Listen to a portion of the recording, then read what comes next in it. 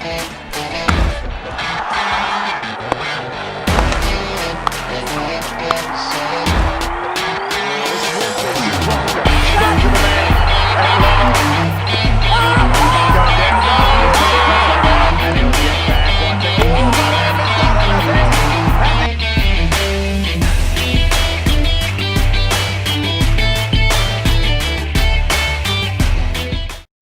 and welcome to Howzzat.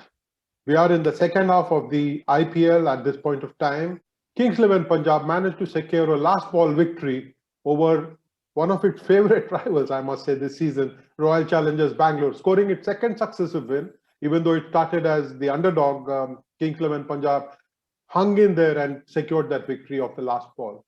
Good morning, Vijay. It's nice to have you with me one more time. Yeah, good morning. And yes, Kings 11 Punjab hung in there only. Because at one point, I mean, they made such a mess of this chase.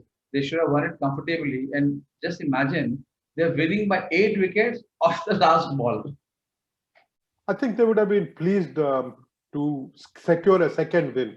It was almost like they had forgotten how to win, Vijay, and to have come back from that position and scored a very, very narrow win, even though 8 wickets looked very comfortable.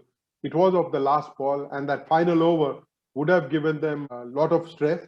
We could see Anil Kumble being very stressed till the last ball, and when Nicholas Pooran walked in and hit that six of the first ball, there was some grim reminders for some of us who were in Sharjah back in 1986.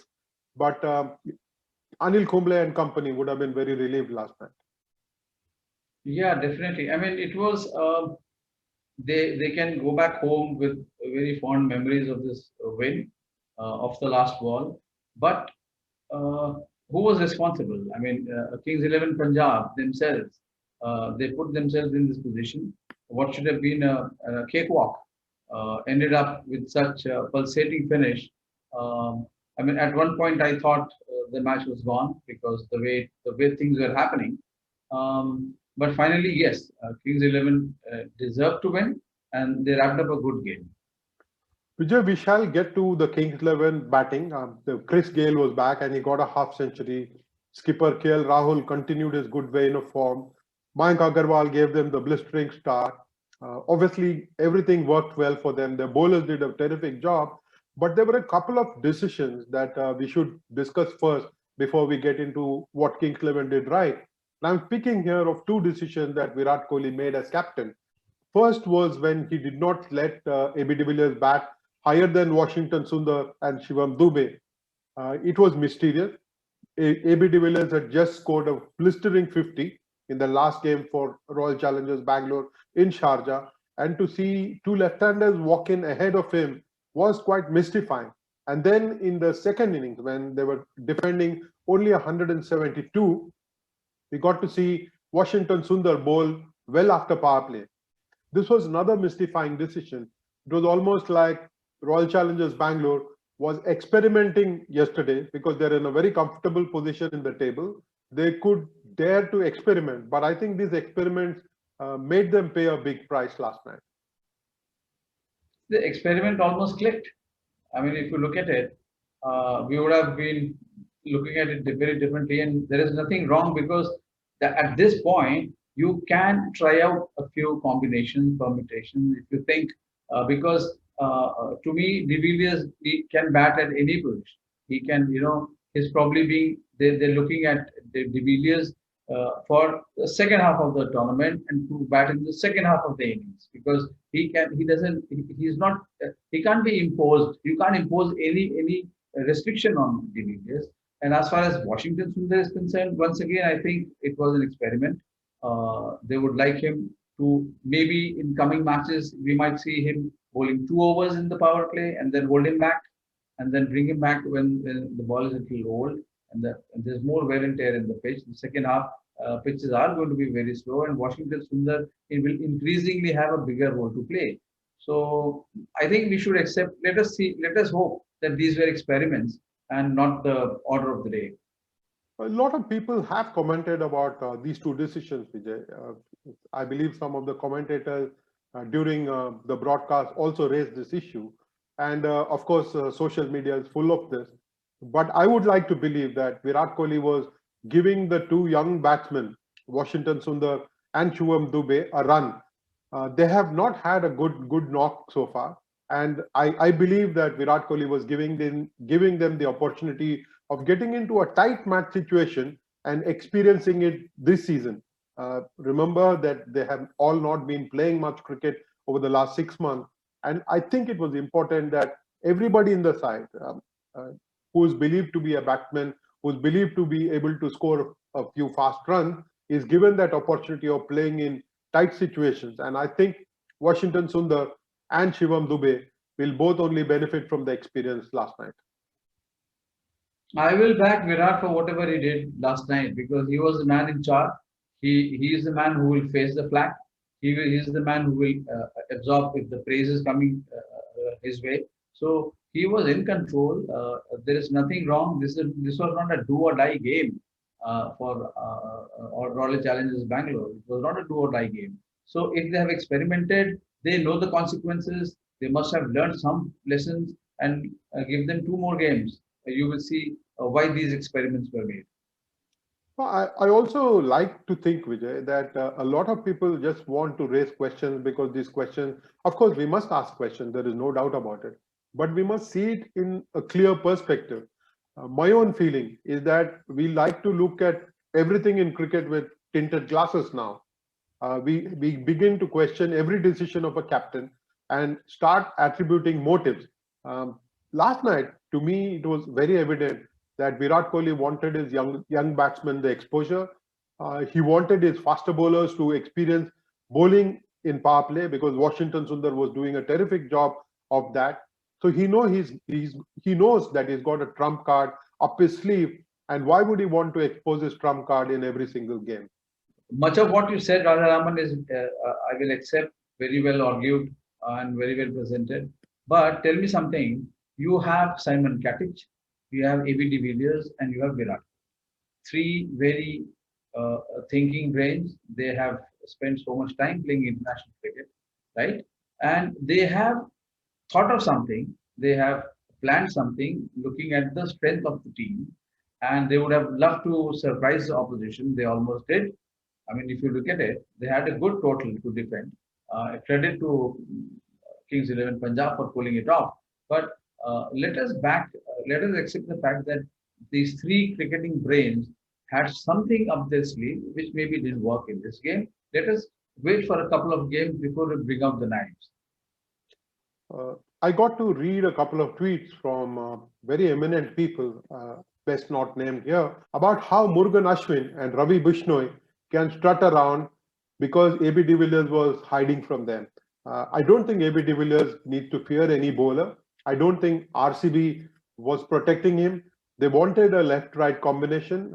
They've had it almost throughout the innings. And I'm sure they were experimenting yesterday. And like you said, Vijay, the experiment did not come off. I think they got close to it with Shivam Dube striking those two big blows. But surprisingly, Vijay, Virat Kohli was the one batsman who was not able to get going on that slow track. He challenged the best of batsmen, and Virat Kohli was quite challenged last night, even though he played a very, very good knock in the end. See, I think RCB fans should be happy that Virat is not scoring runs here.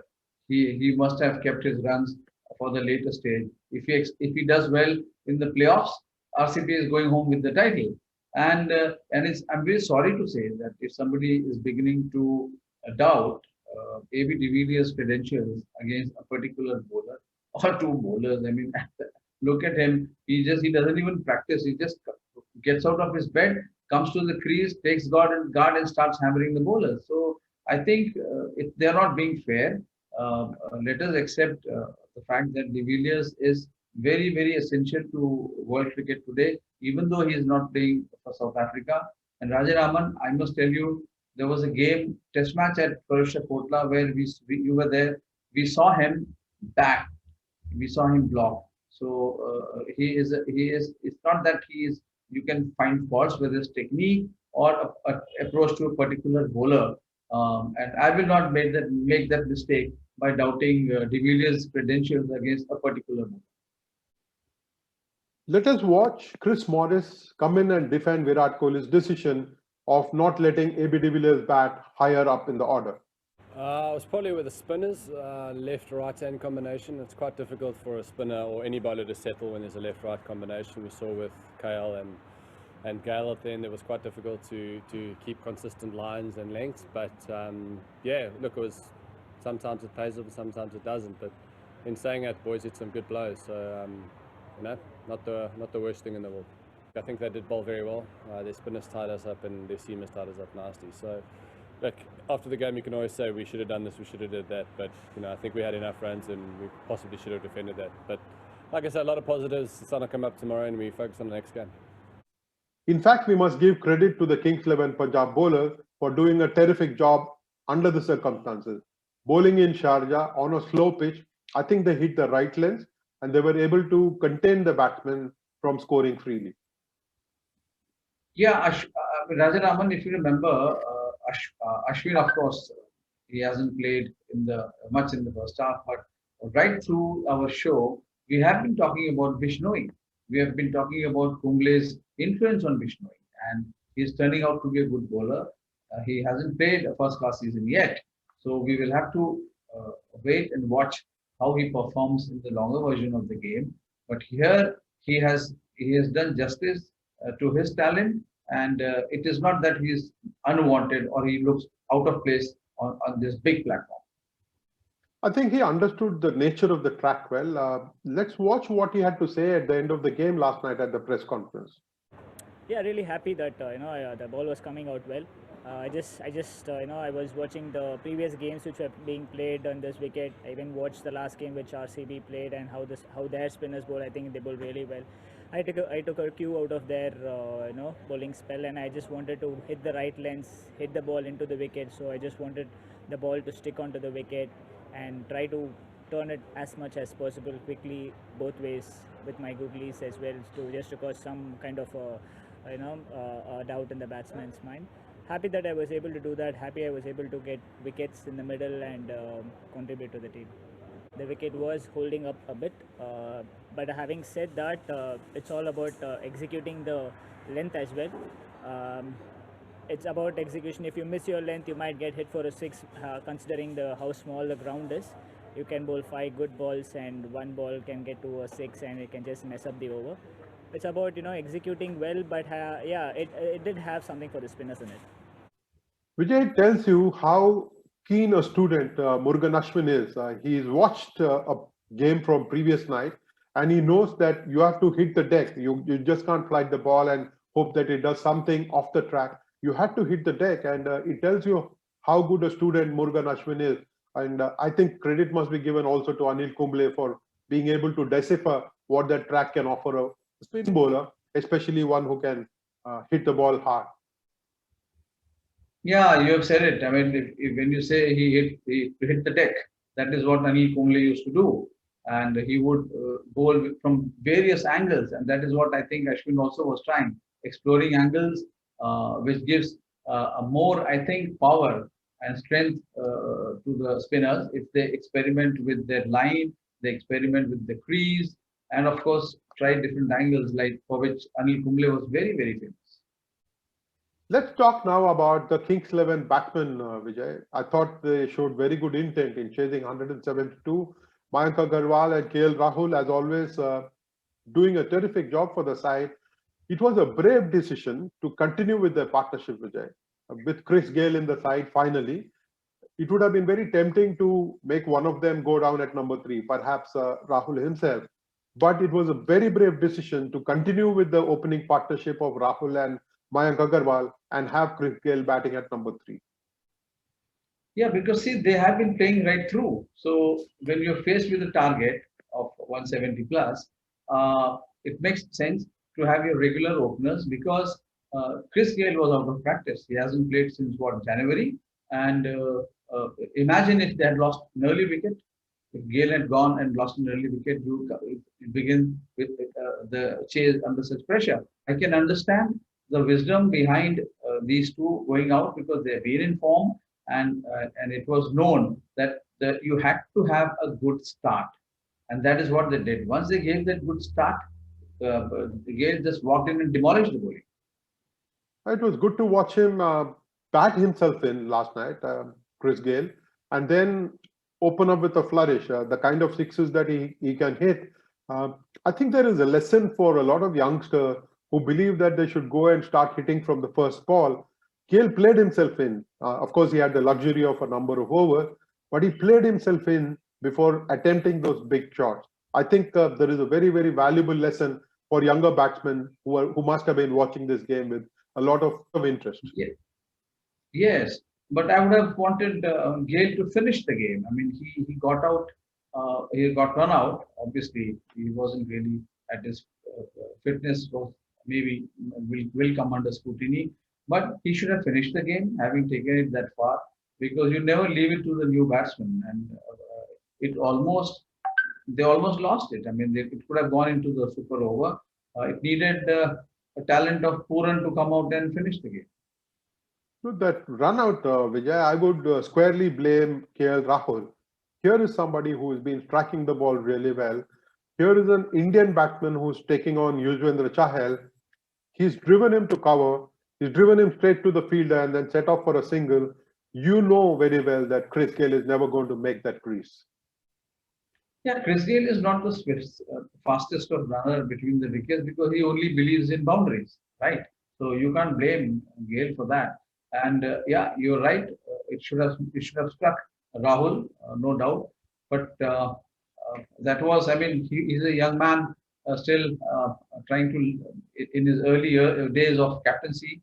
The pressure is also there, and then he must have seen, okay, grab one run and get closer to the title, so to the target. So I think will let us excuse Rahul for this one error, but yeah, but he's been batting fabulously in this tournament.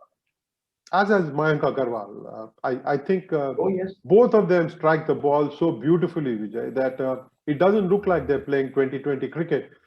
They're both test quality batsmen. They're both terrific runners between the wicket, and it was a great sight to watch them get that wonderful partnership that got them going during the chase.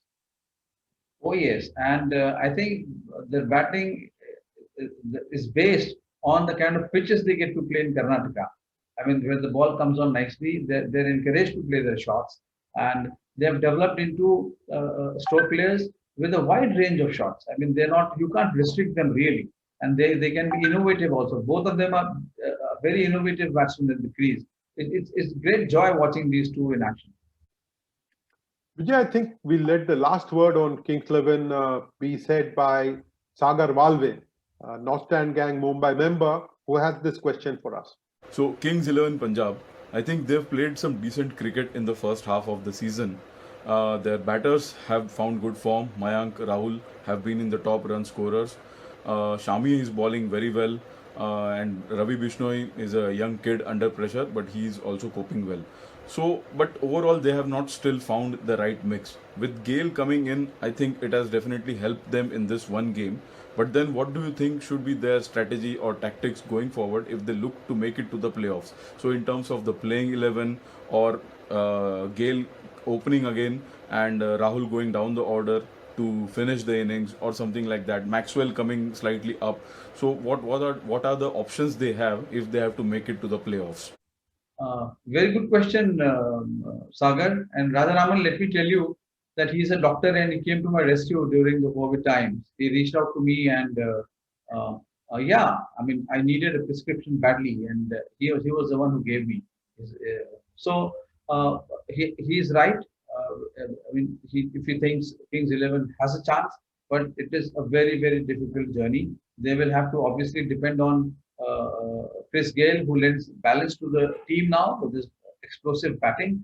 The form of Agarwal and KL Rahul is going to be very critical, and the bowling is in place. So it's very easy for me to say, but they can definitely qualify if they don't lose any match from here, which is going to be a very challenging task.